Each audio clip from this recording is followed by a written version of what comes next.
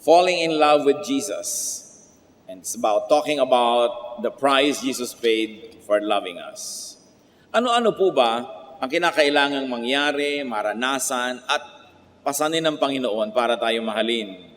In healing people, Jesus lost power and energy to the recipient. Mahilig po tayong magpagaling sa Diyos, humingi ng tulong, humingi ng himala. Pero syempre, pagka kumuha ka dito sa kabilang side, parang sa accounting, mayroon ka dapat counterpart sa kabilang side. Because both things must happen on the two sides of the equation. That nothing ever happens without causing a reaction of events. And when Jesus gives power and energy and ministration, He actually pays. Sa Mark 5:24-30, makikita po natin dito ang isang himala na mayroong isang babaeng gumaling. Nakakagulo ang mga tao, maraming nakapaligid sa Panginoon at may nagyayaya pa sa kanyang bahay para sa kanyang anak na may sakit. So Jesus went with him. A large crowd followed and pressed around him. And a woman was there who had been subject to bleeding for 12 years. She had suffered a great deal under the care of many doctors and had spent all she had. Yet instead of getting better, she grew worse. When she heard about Jesus, she came up behind him in the crowd and touched his cloak because she thought, if I touch his clothes, I will be healed. Immediately, the bleeding stopped and she felt in her body that she was freed from her suffering. At once, Jesus realized that power had gone out from him. He turned around in the crowd and asked, "Who touched my clothes?" So meron po isang babaeng 12 taon nang dinudugo, hindi mapagaling ng sino mamang gagamot, naubos na ang pera, kapupunta rito at kapupunta sa ganung doktor. At sabi niya, mahipo ko lang ang laylayan ng kanyang damit, gagaling ako. Meron siyang ganung mananalig. At sa dinami-rami ng di magkamayaw na tao sa paligid ng Panginoon, obviously touching him, napapadikit sa kanya at nagsisiksikan, ang babaeng ito'y humipo sa kanyang damit. At agad-agad, dahil sa kanyang pananalig, naramdaman niyang siya'y gumaling. Kung meron po kayong napakasakit na karamdaman o napakahirap na kalagayan, kayo ang unang-unang makakaalam kung ito ay nawala. Parang meron kayong tinik na biglang nabunot, meron kang pasan na biglang nawala, alam mo agad, sabi niya, gumaling ako, I know it. At ang Panginoon, may naramdaman din. Naramdaman niya ang kapangyarihan na lumabas mula sa kanya. At sabi niya, sino ang humipo ng damit ko? Sabi ng mga walang kamalay-malay, mga clueless na mga disciples, ang dami-dami po tao na nagkakagulo dito, tinatanong niyo kung sino humipo sa inyo. Because obviously, there were so many people who were able to touch him, but this one particular touch had the touch of faith. Kaya siya lang ang gumaling sa dinami ng nakahipo sa Panginoon, siya lang may pananalig.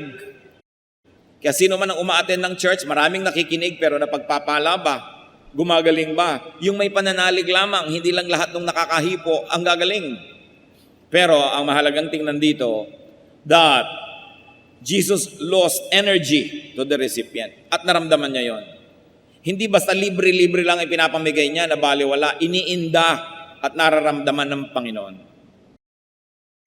Kung minsan naman kasing iba, medyo may trabaho ka lang, may konti kang pera, bigyan mo naman kami, hindi mo naman iinda, ang dami mo naman pera. Paano ko pwede magbigay kahit kanino na hindi mo iniinda? At ang Panginoon talagang nararamdaman niya ang kanyang pagbibigay because He pays. What else did Jesus pay to become our Lord and loving Savior? The Lord received the illnesses upon Himself whenever He healed people. In healing people, He received the illnesses. Matthew 8:16-17, when evening came, many who were demon-possessed were brought to Him, and He drove out the spirits with a word and healed all the sick. This was to fulfill what was spoken through the prophet Isaiah. He took up our infirmities and carried our diseases. Nakikita niyo po yung mga nurses, doctors, technicians na nagsisilbi sa mga pasyenteng may sakit, lalo yung nakakahawa, bihis na bihis, ayos na ayos, linis na linis, dahil baka makuha nila yung sakit. Pero kung yan po ay tinatanggal sa atin, lumilipat. Inoperahan ka, tinanggal yung maruming bahagi ng iyong katawan, napalipat yun dun sa kung saang lugar, kaya iniingatan nila kung saan pumupunta yung mga biological wastes ng ospital. dahil may paglilipatan yon, kaya kailangang ingatan. Yung basura natin, inalis natin sa ating bahay na wala yung baho pero lumipat sa iba. Kaya yung mga sakit natin na pinapatanggal natin sa Panginoon, sa niya dinadala. Tinatanggap niya sa kanyang sarili. Yun pong He took up our infirmities is from the Greek lambano, which means to accept, to have, to obtain, to receive, to take. In other words, when you say, the Lord healed me, it means the Lord accepted, obtained, received, and took my disease. Gumagaling ka dahil merong kumukuha ng iyong sakit. At yung sinabi sa prophecy, He carried our diseases, is from the Greek bastadzo, which is to endure, to sustain, to receive, to carry. Pareho lang. Pag kinuha niya yung sakit mo, sa kanya napunta. Kaya hindi pwede kang pagpalain ng Panginoong Hesus na hindi niya nararamdaman na pinagpala ka dahil siya ang nagbabayad. In forgiving sins, Jesus received the punishment due the sinner. Hihingang ng tawad, Lord, patawarin niyo po ako sa kasalanan ko, nagkasala po ako, patawarin niyo po ako. Pag pinapatawad tayo, may nagbabayad.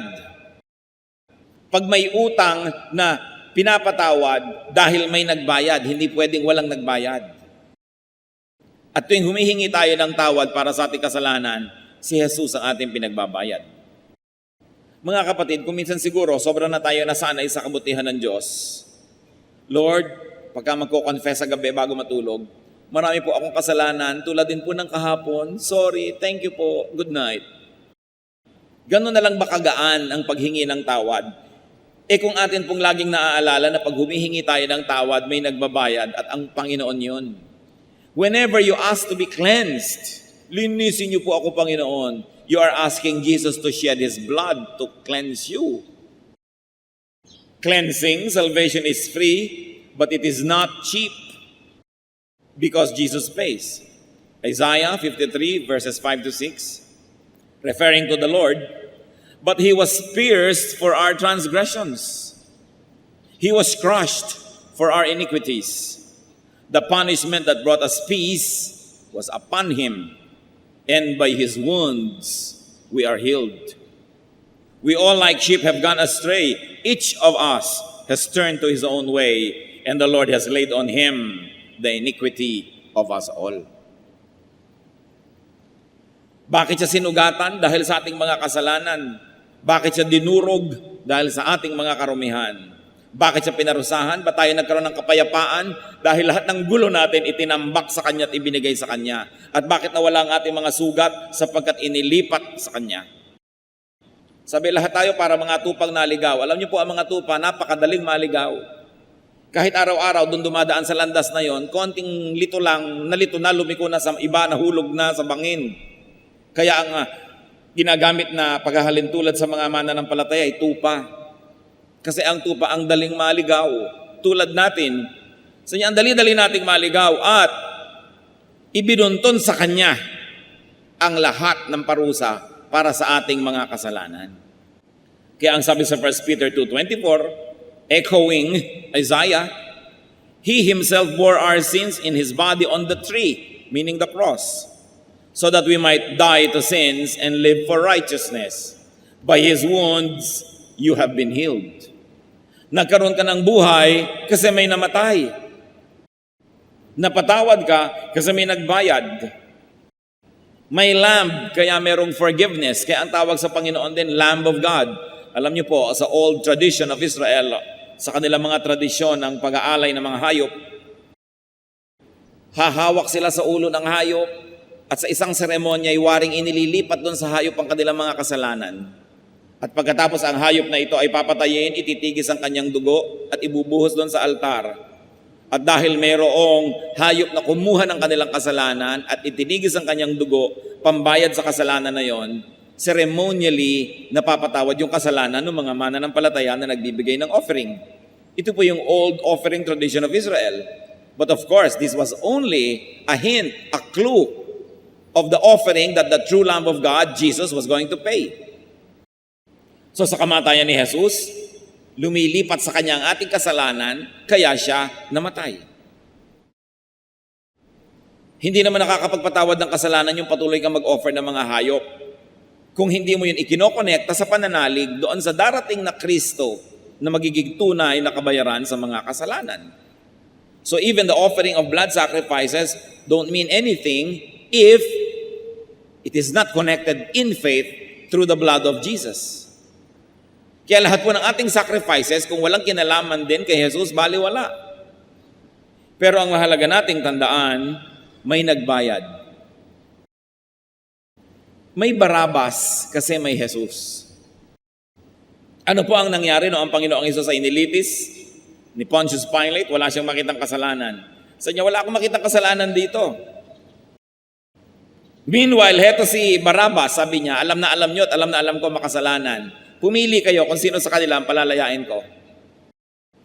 Kasi naging kaugalian na pagpista, nagpapalaya ng isang may kasalanan. At ang pinili ng mga tao si Barabas at si Jesus, nagpasa ng krus. Habang ang Panginoon ay hinahataw, nagpapasa ng krus at ipinapako, si Barabas nagpa-party. Nagkaroon bigla ng bienvenida party ng kanyang mga kaibigan, kamag-anak, sapagkat siya'y lumaya, samantalang siya'y dapat ay ipako sa krus, dapat siyang parusahan. Pero nakalaya siya dahil si Jesus ang napako. Mga kapatid, tayo ang mga Barabas na yan. Sabihin niyo sa katabi niyo, ikaw si Barabas. At sabihin niyo naman sa nagsabi sa inyo, at ikaw din. Kaya tayo pupunta sa kalangitan dahil si Lord ay nagbayad. Sabi sa Bible, He went down to the depths of hell for 3 days. Kaya tayo magkakaroon ng buhay, siya'y namatay. Kaya tayo lumilinis, siya ang pinarumi. At siya ang tumanggap ng ating mga kasalanan. So we should never just take confession lightly. Na hindi natin sabihin, Lord, may kasalanan na naman po ako. Sabi ng iba, sige na, magkasala ka na, i-confess mo na lang. Madali namang kausapan Diyos, i-confess mo lang. Sabi sa Bible, if we confess our sins, He is just and will forgive us all our iniquities. Yes, the Lord forgives, but the Lord pays. Tuwing kayo po, halimbawa, gagawa ng mali, pero alam nyo, magulang nyo magbabayad. At di ba, nangyayari naman sa buhay natin yan? Mga anak gagawa ng mali, magulang nagbabayad. Magulang nagbabayad ng piyansa, magulang ang nagbabayad sa pulis, magulang ang nagbabayad sa hukom, magulang ang nagbabayad sa ospital, sa mga na-damage. Talagang may nagbabayad. Pero anong klaseng anak ka naman tuwing wala ka na lamang na ginagawang pag-iingat dahil may nagbabayad naman? At sa mga kasalanan natin paulit-ulit, ang Panginoon, paulit-ulit nating sinusugatan para kuhanan ng dugo na panglinis sa ating kasalanan. Ganun niya tayo kamahal. Isang pagmamahal na hindi dapat abusuhin, isang pagmamahal na dapat maging inspirasyon natin para tayo magsikap na bigyan siya ng kaluguran, kasiyahan, at tigilan natin ang kahihingi ng dugo niya. Ngayon yung iba naman, ba't hindi ka malang nagko-confess kasi nahihiya na ako sa Diyos humingi ng dugo eh. Kung talagang nahihiya ka, ang tigilan mo ay ang pagkakasala. Kasi kahit hindi ka humingi ng dugo at palinis, offensive pa rin sa Diyos ang karumihan. Yan po ang pinagkaiba mga kapatid ng Christianity.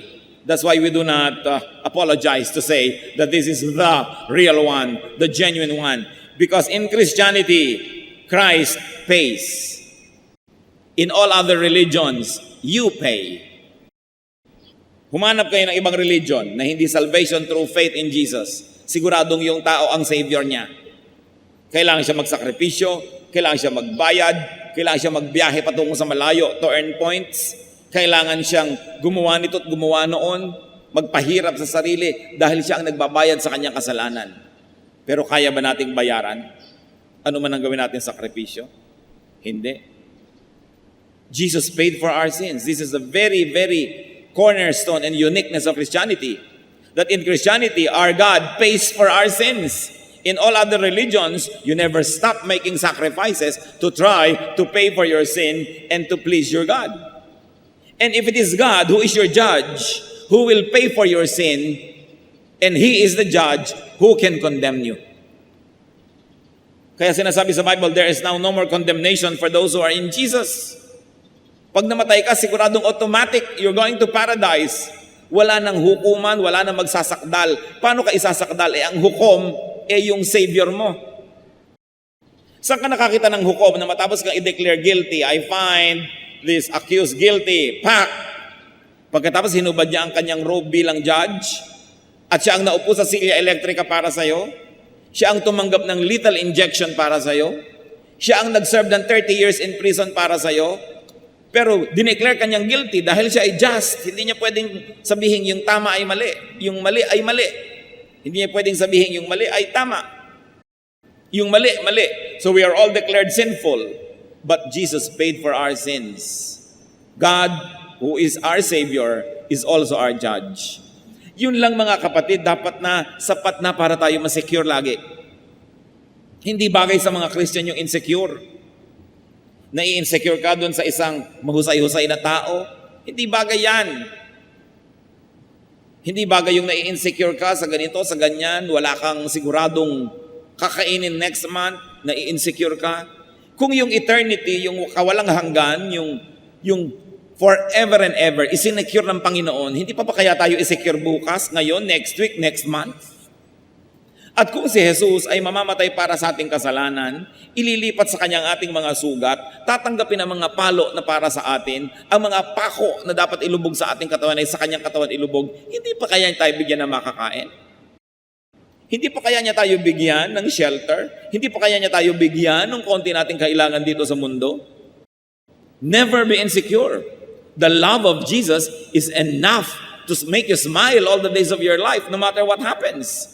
Because our eternity is secure. Merong Kristo, kaya tayo ay ligtas.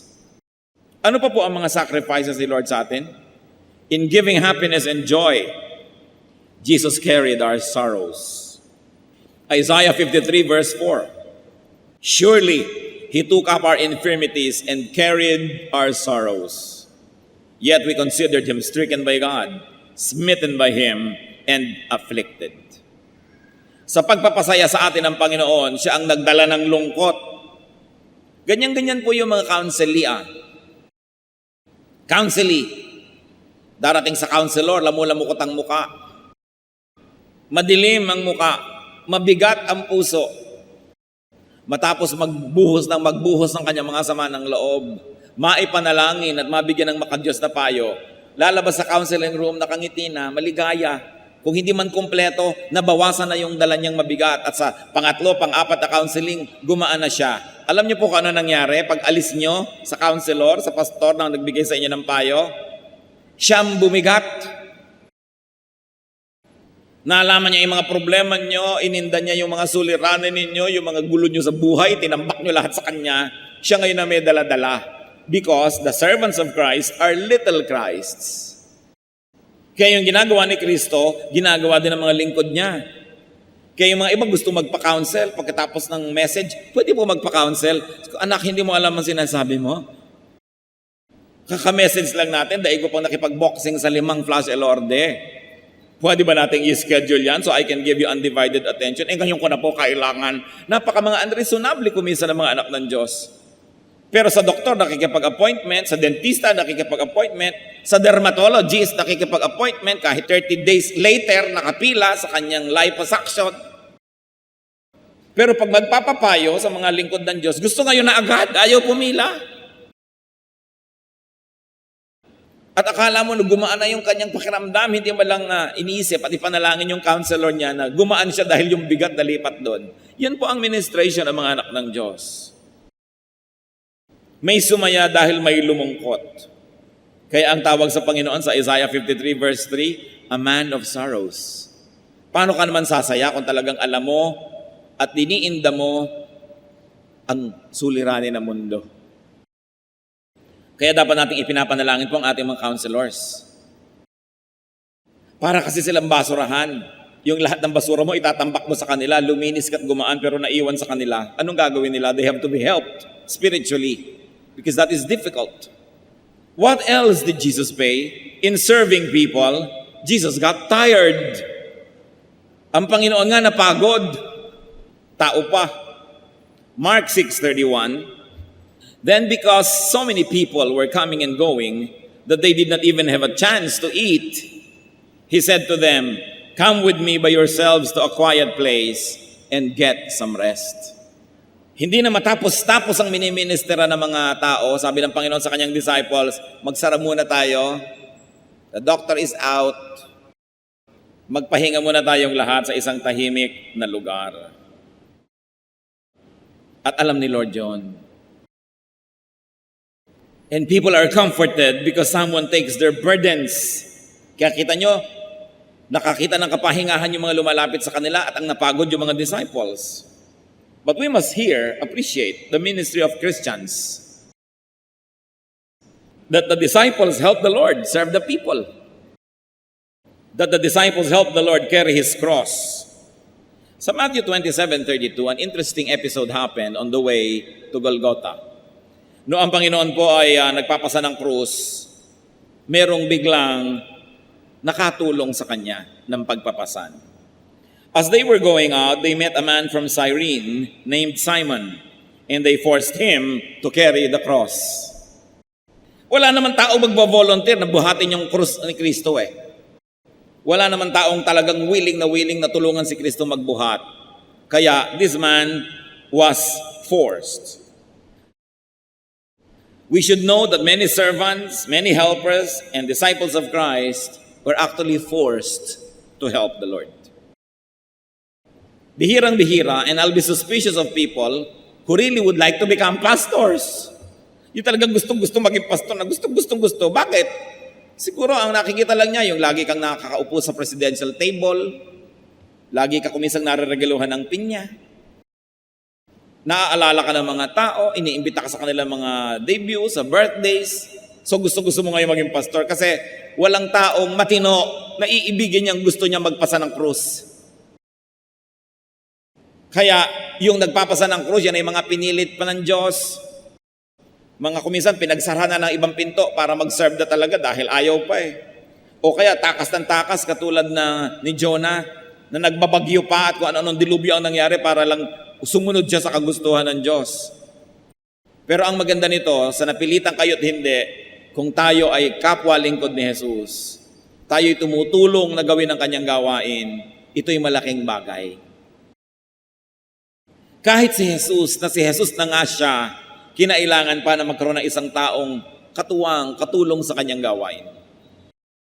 Hindi dahil kailangan niya ang tao, because God wants to dignify us and He likes us to become His workmates, His partners, His supporters. Kaya tayo kahit nag-aagam-agam, may konting duda, and your love for yourself, for your comfort, for your freedom, discourages you from helping Christ carry His cross, follow the voice of God and help the Lord carry His cross. Kaya ang kasabi-sabi niya, carry your cross and follow me. Gusto mo palang sumunod kay Kristo? Hindi ba nakakahiya na si Kristong Diyos ay may pasang krus tapos sumusunod ka, wala kang dala? Kaya ang susunod kay Kristo, papasan din ang kanyang munting krus. Salamat na lang, hindi sa kanya ipinapapasan yung krus, yung cross of salvation. Kundi yung cross na lang niya na, halimbawa, mahiyain siya, dapat niya yung talunin. Halimbawa, tamad siya, dapat niya sipagan. Halimbawa, proud siya, dapat siya maging humble. Yun ang mga cross na dinadala natin. Na marami na siyang trabaho sa buhay, mapapagod pa siya. It's still a cross that we have to carry. But it is a ministry.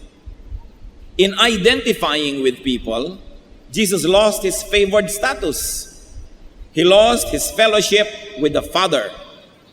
Naranasan nyo na ba na kayo nasa isang marangal na kalagayan, pagkatapos may mga tao nasa isang abang kalagayan, pero in identifying with them, bumaba tuloy yung ranking nyo? Ganyan ang ginawa ni Jesus.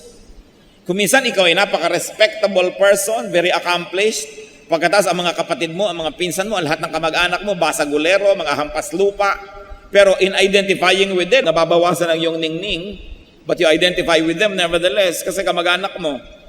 Isa kang kagalang-galang na teacher na babae, ginagalang ng lahat, tapos yung asawa mo, pasuray-suray at laseng. Dahil sa iyong association, nadadala ka niya pababa. Ano kaya ang pagbaba na dinadala natin sa Panginoon? Na siya'y nasa langit, literally ibinaba sa lupa. Napakataas ang kalagayan, siya'y naging hamak, siya'y naging kawawa, inapi-api, sinaktan. Biruin mo, anak ng Diyos, sasampalin ng tao lamang. Papahirapan. Sasaksakin, hahampasin. At hindi lang yon. Naputol pa ang kanyang favored fellowship with the Father. Matthew 27:46. About the 9th hour, Jesus cried out in a loud voice, Eloi, Eloi, lama sabachthani, which means, my God, why have you forsaken me? Isang napakalaking tanong sa marami, bakit sinasabi ni Jesus yun nung mamamatay na siya? Because when Jesus was about to die, all your sins, my sins, the sins of all people of the world, then, now, and in the future, were placed upon Him. Ang lahat ng ating kasalanan, itinambak kay Jesus. Pati yung gagawin pa lang natin, itinambak na para pag nangyari't ginawa natin at inihingi natin ng tawad, nabayaran na rin sa krus. Kaya naputol ang relasyon ng Ama sa Anak, because how can God who is holy, how can the Father who is perfectly holy have fellowship with the Son who has now become the sin and who has now become the personification of sin? Nalipat sa Kanya lahat. Kumisan, may anak ka, hindi mo gusto yung mapapangasawa dahil nakipag-isa doon, itatakwil mo. Hindi mo na ako ama mula ngayon. Paano pa yung Diyos Ama sa langit? Ano magiging relasyon niya sa Diyos Anak na naging sobrang makasalanan, pati yon naputol? Ibinaba natin ang kalagayan ng Panginoon at ginawa niya yon para tayo itaas. Huwag magtaka, mga kapatid, if in our association with Jesus, sa tingin ng iba bumababa tayo. Sobrang pagbaba ang ginawa ng Panginoon para maki-associate sa atin.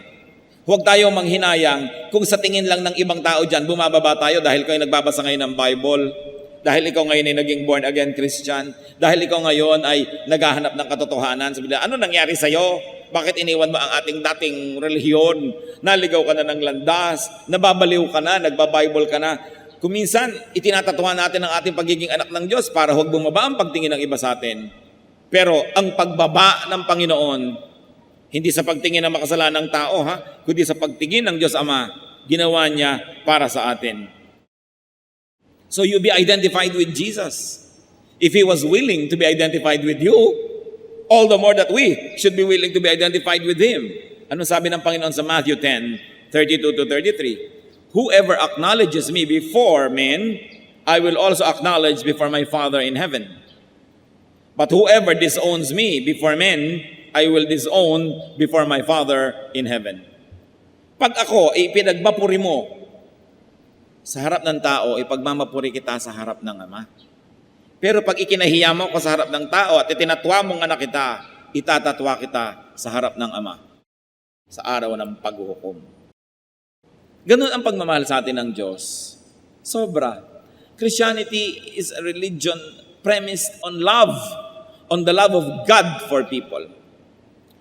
Sa kayo nakakita ng relihiyon na yung Diyos ang nag-o-offer at ang offering niya hindi bulaklak, hindi kandila, hindi dasal, hindi usok. Ang offering niya ang sarili niyang buhay para sa kanyang mga anak. So the Lord loves us. Jeremiah 31:3. The Lord appeared to us in the past, saying, I have loved you with an everlasting love. I have drawn you with loving kindness. In loving and serving people, the Lord Jesus Christ received all our illnesses upon His body. He received the punishments for our sins. He carried our sorrows, grew tired, and lost His fellowship with the Father. But of course, He regained this in victory, because the holiness and perfection of Jesus could not keep Him on the ground, could not keep Him dead, could not hold Him in hell. But the holiness and perfection of Jesus is above the sins of us all. Ang kanyang kabutihan ay higit sa kasamaan nating lahat. Ang kanyang kalinisan ay higit na makapangyarihan sa karumihan nating lahat. Kaya kaya niyang bayaran ang lahat ng ating kasalanan. Kaya siya ang kaisa-isa bukod tangi qualified to be Savior and to be Lord. Meron pong nangyayaring osmosis when you are with the Lord. Ano po ba yung osmosis? The movement of liquid from a place of higher concentration to a place of lower concentration. Or the movement of anything. Kaya yung itlog ng itik na ibinabad nyo sa asin ng matagal, nagiging itlog na maalat. Kasi yung alat ng asin nakakalampas doon sa shell na yan ng itlog at nakakapasok sa loob, nagiging maalat. Kaya ang ibinababad nyo, iminamarinade yung karne sa toyo, naglalasang toyo. At kaya naman, yung masarap sana, pero sinobrahan nyo ang sabaw, lahat ng lasa niya nagpunta na sa sabaw, nawala na yung concentration, nag-osmosis.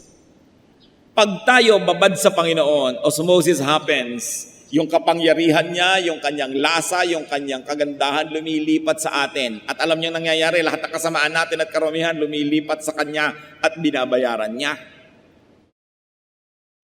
Kaya ang mahalaga, sino ang iyong kasama, sino ang iyong kababad, dahil magiging ganun ka rin.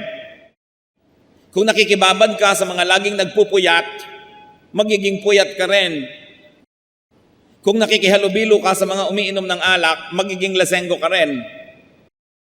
Kung nakikisama ka sa mga rebelde, magiging rebelde ka rin. Pag sumasama ka sa mga sexually immoral, magiging immoral ka rin. Because there is osmosis. That's why you choose who you go with.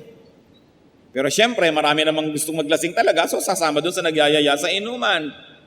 Kasi sila mismo gusto rin nila yun eh. Paano pa ako nakonsente, na-encourage? Di lalong mangyayari yon. Kaya yung mayayabang na sumasama sa kapwa mayabang, lalong yumayabang. Yung mga tamad na sumasama sa mga tamad, lalong nagiging tamad.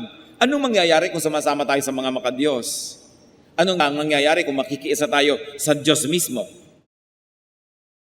Kaya napakahalaga that there is osmosis happening in our lives. Saan ba tayo bumababad? Sa salita ng Diyos, sa kabutihan, sa magandang payo. Do not be surprised if in ministering to Christ and in ministering for Christ, you suffer. Huwag kayong ma-surprise. Sasabihin nyo, kung kailan pa ako naging Christian, nagkaroon ako ng ganitong uri ng suffering. Kung kailan pa ako naglingkod sa Panginoon, kung kailan pa ako sumali sa choir o naging instrumentalist o Sunday school teacher, kung kailan pa ako nagpastor, kung kailan pa ako nag-volunteer, nagkaroon ako ng suffering. Don't be surprised. Because Christ that you follow suffered. Pero, yung sinusundan niya naman patungo sa kaluwalhatian, tatandaan natin, ang daan tungo sa langit ay kailangang dumaan sa Kalbaryo.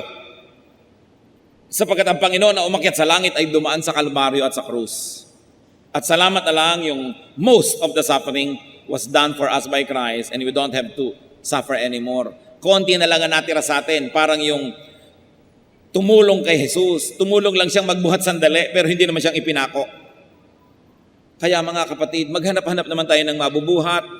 Maghanap-hanap naman tayo ng maitutulong sa ministry ng Panginoon. Sapagkat maging nung siya idadalin sa Kalbaryo, ipinakita yung ganung pamamaraan na ang tao ay tutulong, ang tao ay kasama sa pagbubuhat ng krus.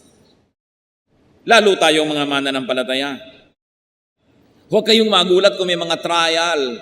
Huwag kayong magulat na ngayon pa na naging Kristiyano ka kung minsan nagkaroon ng mga hirap. 1 Peter 4:12-13 says, Dear friends, do not be surprised at the painful trial you are suffering, as though something strange were happening to you. But rejoice that you participate in the sufferings of Christ, so that you may be overjoyed when His glory is revealed. Sabi, kung kayo ay nararamay at napapasama sa mga suffering ng Panginoon, magpasalamat kayo at magkaroon kayo ng ligaya. Huwag kayong magulat. Sapagkat si Jesus mismo ay nahirapan, ang mga disciples ay nahirapan. Ang nakakagulat kung hindi man lang kayo mahirapan, baka hindi kayo kasali. Yun ang nais nating maalala. John 21:15-16. When they had finished eating, Jesus said to Simon Peter, Simon, son of John, do you truly love me more than these? Yes, Lord, he said, you know that I love you. And Jesus said, feed my lambs. Again, Jesus said, Simon, son of John, do you truly love me? He answered, yes, Lord, you know that I love you. Jesus said, take care of my sheep. So tayo minahal ng Panginoon. Ang tanong sa atin ngayon, mahal mo ba ako? At kung ang sagot nyo, yes, Lord, I love you. Alam nyo ang sagot niya, bueno, feed my sheep. Feed my lambs. Take care of my people. Take care of my church. The church is the body of believers, the head of which is Jesus. Kung mahal mo ako, paano mo ako paglilingkuran? Nasa langit ako, paglingkuran mo ang mga kapatid, ang kapatiran, ang church. Paano mo ako bibigyan? Ang yaman-yaman ko, wala akong kailangan, Diyos ako. Buwes, bigyan mo ang mga kapatid, bigyan mo ang gawain, bigyan mo ang misyon, bigyan mo ang church. Paano mo ako tutulungan na ako'y Diyos? Tulungan mo ang mga kapuspalad, ang mga kawawa, because whatever you do to the least of this, you do to me. Gusto mo kong gawa ng mabuti? Sabi ng Panginoon, gawin mo sa iyong kapwa. Gawin mo, unang-una sa iyong mga kapatid sa pananalig, at pagkatapos gawin mo kahit kanino paman. Yan ay ituturing ko na ginagawa mo sa akin. Jesus is loving, we should be grateful. And what better way to show our gratitude than to love those whom He loved? To love His church and not divide it. To love His church and not speak against it. To love His church and do everything to strengthen it, not to weaken it. Dapat lahat po ng ginagawa natin ay para tumulong na palakasin ng iglesia. Hindi ito para pahinain, hatiin at siraan. Dapat lahat ng ginagawa natin ay para lingapin pagmalasakitan ng iglesia ng Panginoon sapagkat siya ang ulo ng iglesia. At wala tayong maaaring gawin na pananakit, pagbabaliwala, pagtalikod, pagpapabaya sa church na hindi ituturing na pagtalikod sa Kanya. Because He is the head of His church. And very importantly, because Jesus has done good to you, do to others what Jesus had done for you. 1 Corinthians 11:23, for I received from the Lord what I also passed on to you. Tinanggap mo pala sa Panginoon, ipamigay mo rin sa iba. Katuruan, kaligtasan, mabubuting bagay. Matthew 10:8, heal the sick, raise the dead, cleanse those who have leprosy, drive out demons. Freely you have received, freely give. At ito'y pwedeng physical, pwede lalo naman na spiritual. Because many people are spiritually dead. They have to be spiritually alive. Turuan ng salvation. Many people have spiritual leprosy. May sakit na nakakahawa, may sakit na napakahirap gamutin. Gamutin sila sa pamamagitan ng katuruan ng Diyos. Magpalaya sa mga demonyo sa buhay ng mga tao. At kung hindi spiritual na demonyong nakatira sa kanya, mga kamalian na ang demonyo ang pinagmumulan. Ibunyag ang mga gawain ng kadiliman at huwag itong pagtakpan. Napakamali na kung may ginagawa ang inyong ina, ang inyong ama, ang inyong anak, ang inyong kapatid na mali, pagtatakpan nyo dahil kapatid nyo sa laman. Dapat ang sugat tanggalin ang takip at nang sa ganon, malinis, malanggas, malagyan ng gamot. Kung patuloy mo itong tatakpan, hindi gagaling. At napakarami po na spiritual sicknesses sapagkat pinagtatakpan ng mga kamag-anak, hindi napapagaling, hindi namiministeran, hindi nabibigyan ng counseling dahil nagpapanggap sila na wala namang mali. Yun ang sinabi ni Jose Rizal sa introduction sa No Limit Tangere. May sugat kang pinakakatakpan-takpan mong parang ketong, tatanggalin ko ang takip, ang lambong, at ibubunyag ang iyong karamdaman, hindi para ipahiya ka, kundi para ihanap ng lunas. Pero kung lagi na lang tayong on denial, we're hiding our own weaknesses and our sins from ourselves. And we do that in dealing with our relatives and family na pinagtatakpan natin at kinukonsinte. Hindi nagagaling, lalala ng lalala. Ang sugat kailangang buksan, mahapdiman. So Christian ministers, Christian servants, learn from the Lord and accept that you will also lose energy. Receive illnesses from others, that you can get sacrificed and you bear sorrow. But sabi the Lord, carry your cross and follow me. Christians, this is the difficulty of being servants of the Most High God. Kayo mga nasa paligid natin na nagsaserve, i-encourage natin, huwag i-discourage. Ipanalangin natin sila, huwag pagchismisan at pag-usapan. Kung may mga kakulangan na ating mga leader, suportahan natin sa panalangin, suportahan natin sa lahat ng bagay, at nang sa ganun lalo silang lumakas, sapagkat sa pagsunod nila sa yapak ni Kristo, sa paglilingkod nila tulad ng iniuutos ni Kristo, sila man nagkakaroon ng mga pagdurusa na hinarap ni Kristo. So we should be very supportive. Pray for them, support them. Hindi yung pagka lumalaki ang gawain, magkakaroon ng mga intriga, maghihiwa-hiwalay. Hindi tulungan. Habang lumalaki, siyempre, dumadami ang demands. Dumadami ang kailangang manggagawa. Dumadami ang kailangang mga gamit. So, kailangan lalong dumadami ang support, hindi kumokonti.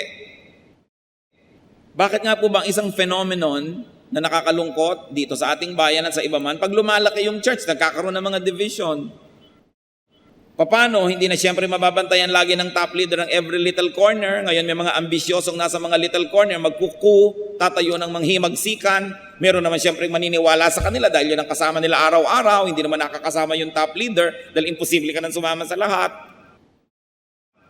Pagkatapos, gagawa ng mga aliwaswas, bulong-bulungan, aalis ako dito, sumama ka sa akin, magre-recruit ng mga tao. Kaya ang mga churches sa Pilipinas, pag lumalaki, marami nagkaka-divide.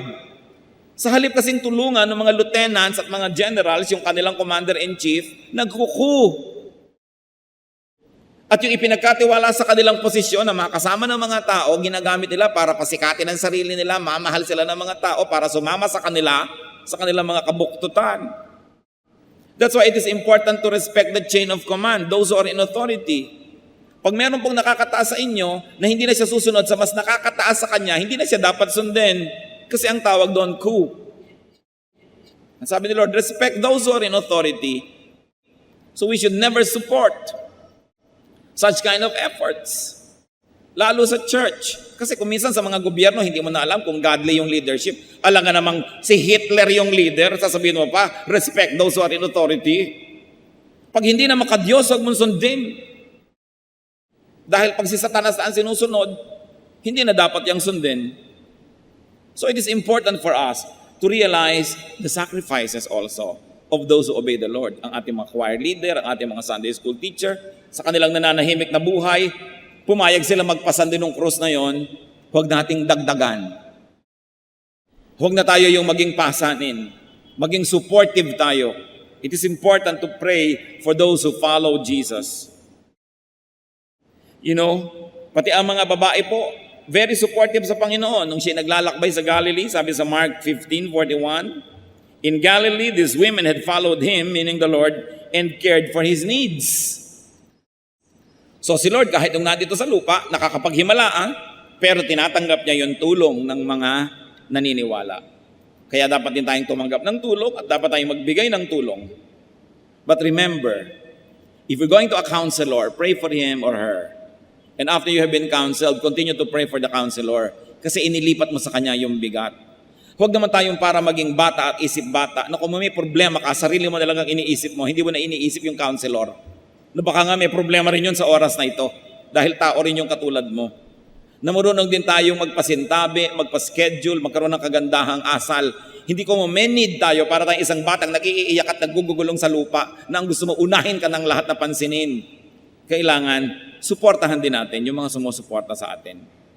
Because when we weaken them, we also weaken ourselves.